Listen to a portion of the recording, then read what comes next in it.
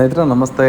ಯಥಾ ಪ್ರಕಾರ ಬೆಂಗಳೂರಿಗೆ ಹೋದಾಗ ಈ ಸಲ ರಾತ್ರಿ ಪ್ರಪಂಚ ಹೇಗಿರುತ್ತೆ ನೋಡೋಣ ಅಂತೇಳಿ ರಾತ್ರಿ ಸುಮಾರು 2:30ರಿಂದ 3 ಗಂಟೆ ಆಗಿರ್ಬೋದು. ಆ ಸಮಯದಲ್ಲಿ ನಾನು ಬೆಂಗಳೂರಿಗೆ ಹೊರಟಿದ್ದಾಯಿತು. ಮುಖ್ಯವಾಗಿ MG ರೋಡು ಮತ್ತು ಕೋರಮಂಗಲ 2 ರೋಡಲ್ಲಿ ನಾನು ಸಂಚಾರ ಮಾಡಿದ್ದಾಯಿತು. ತುಂಬ ಬೇಸರದ ವಿಷಯ ಏನಪ್ಪ ಅಂತಂದರೆ, ನಾವೇನಿವತ್ತು ಮಧ್ಯಮ ವರ್ಗದವರು ಬೆಂಗಳೂರನ್ನ ಒಂದು ಕನಸಾಗಿ ಇಟ್ಕೊಂಡು ನಮ್ಮ ಮಕ್ಕಳನ್ನ ಓದಲಿಕ್ಕೆ ಕಳಿಸ್ತೀವಿ.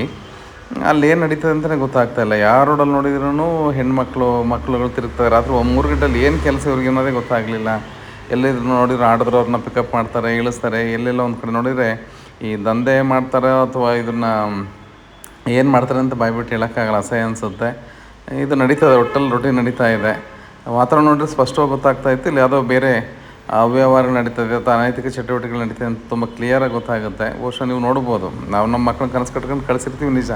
ಅದರಲ್ಲಿ ಹೋದ್ಮೇಲೆ ಏನಾಗ್ತಾರೆ ಏನಿಲ್ಲ ಅಂತ ಗೊತ್ತಾಗಲ್ಲ. ಯಾಕಂದ್ರೆ ಬೆಂಗಳೂರಿನಲ್ಲಿ ಯಾರು ಅಂತಲೂ ಗೊತ್ತಿರಲ್ಲ, ನಾವ್ಯಾರು ಅವ್ರು ಯಾರು ಅಂತಲೇ ಗೊತ್ತಿರಲ್ಲ. ಹಾಗಾಗಿ ನನಗನ್ಸಿದ್ದು, ನಮಗೆ ಗೊತ್ತಿರೋ ಜಾಗದಲ್ಲೇ ನಮ್ಮ ಮಕ್ಕಳನ್ನ ಓದಲಿಕ್ಕೆ ಕಳಿಸಿರೋ ಒಳ್ಳೇದೇನೋ. ನಮಗೆ ಅಕ್ಕಪಕ್ಕದವ್ರು ಗೊತ್ತಿರೋರು, ನಮ್ಮೂರಲ್ಲಿ ನಮಗೆ ಗೊತ್ತಿರೋ ಅಂಥವ್ರು. ಮುಂಚೆ ಒಂದು ಬೀದಿಲಿ ಯಾರೋ ಒಬ್ರು ಹೋಗ್ತಾರೆ ಅಂದರೆ ಇವ್ರು ಇಂಥವ್ರ ಮನೆ ಹೆಣ್ಮಗಳು, ಇಂಥವ್ರ ಮನೆ ಇದು ಅಂತಿಲ್ಲ. ಪ್ರತಿಯೊಂದು ಸಂಬಂಧಗಳು ಗೊತ್ತಿರೋದು, ಅವರು ಒಂದು ಎಚ್ಚರಿಕೆಯಿಂದ ಇರೋರು. ಆದರೆ ಇತ್ತೀಚೆಗೆ ಏನಾಗ್ತದೆ ಅಂದರೆ ಯಾರಿಗೂ ಗೊತ್ತಾಗದೇ ಇರೋದ್ರಿಂದ, ಸಂಬಂಧಗಳೆಲ್ಲ ಕಳ್ಕೊತಿರೋದ್ರಿಂದ ಏನು ಬೇಕಾದ್ರೂ ಮಾಡಲಿಕ್ಕೆ ರೆಡಿ ಆಗ್ತಾಯಿದ್ದಾರೆ. ಹಾಗಾಗಿ ನಮಗೆ ಗೊತ್ತಿರೋ ಊರಲ್ಲಿ, ನಮಗೆ ಗೊತ್ತಿರೋ ಜನಗಳ ಮಧ್ಯದಲ್ಲಿ ನಮ್ಮ ಮಕ್ಕಳು ಹೋದರೆ ಚೆನ್ನಾಗಿರುತ್ತೆ ಅನ್ನೋದು ನನ್ನ ಅಭಿಪ್ರಾಯ. ಏನಂತೀರಿ?